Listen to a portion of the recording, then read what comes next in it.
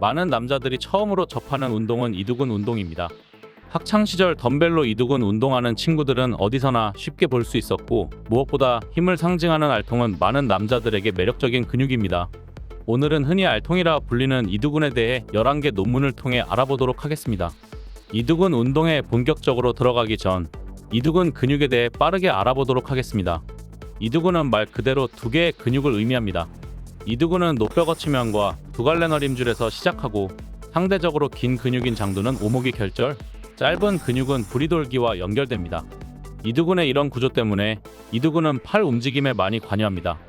많은 사람들이 이두근 운동을 할 때 덤벨 컬, 바벨 컬, 이지바 컬을 하는데 어떤 컬이 가장 효율적일까요?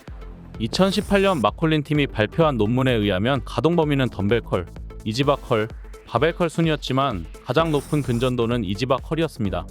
이지바 컬이 가장 높은 근전도를 보여주지만 바벨 컬과 이지바 컬 차이는 크지 않았습니다. 최근 2023년 코라텔라 팀이 발표한 논문에서도 같은 내용을 확인할 수 있었습니다. 바벨 컬과 이지바 컬 사이에 사실상 이두근의 근전도에서 큰 차이는 없었지만, 이지바 컬을 할 때 전면 삼각근의 근전도가 바벨 컬보다 높게 나왔습니다.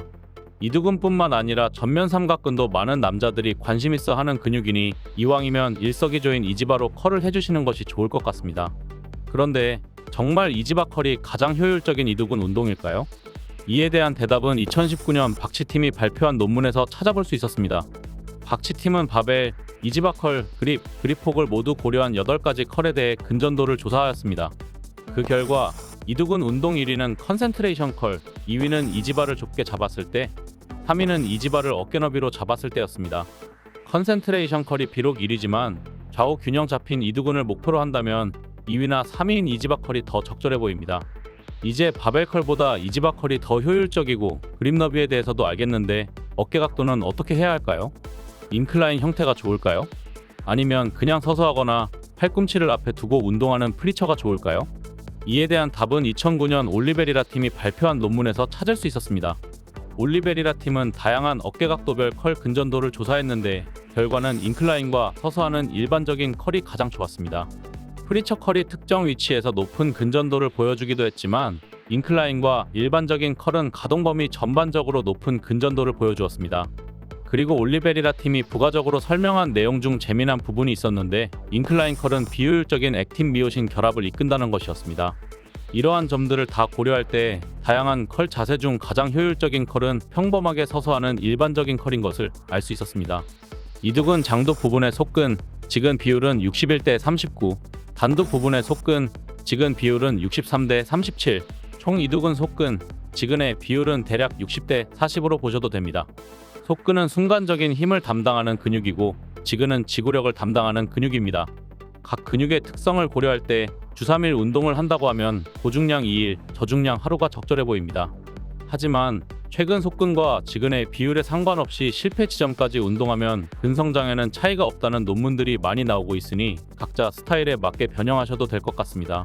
고중량 저반복과 저중량 고반복은 근성장뿐만 아니라 근신경 피로도에서도 큰 차이가 없다는 것을 2009년 고우시 팀이 발표한 논문에서도 찾아볼 수 있었고, 2012년에 만소 팀이 발표한 논문에서도 고반복, 저반복 운동에는 각각 일장일단이 있다는 것을 확인할 수 있었습니다.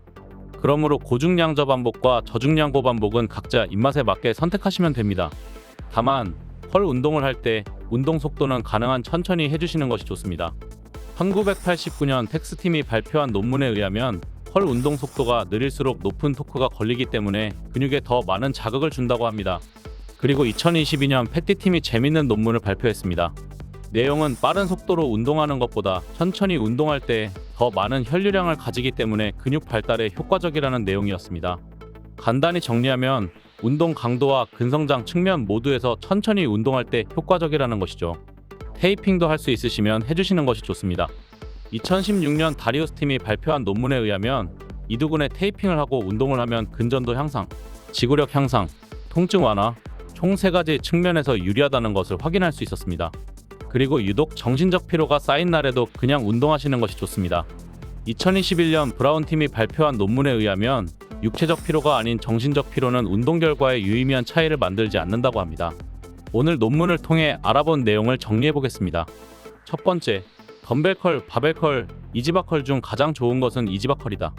두 번째, 그립 너비는 이지바를 사용할 때 좁은 너비, 어깨 너비가 가장 좋다. 세 번째, 인클라인 컬, 프리처 컬보다 서서 하는 일반적인 컬이 더 효과적이다. 네 번째, 고중량 저반복, 저중량 고반복은 취향에 맞게 하면 된다. 다섯 번째, 컬 운동은 천천히 해야 근자극, 근성장에 좋다. 여섯 번째, 테이핑도 가능하면 하는 것이 좋다. 일곱 번째, 정신적으로 피곤한 날에도 변명하지 말고 운동하자입니다. 이상 헬스저 장소였습니다. 다음에도 도움이 되는 지식으로 찾아뵙겠습니다. 오늘 영상이 좋으셨다면 좋아요와 구독 부탁드립니다.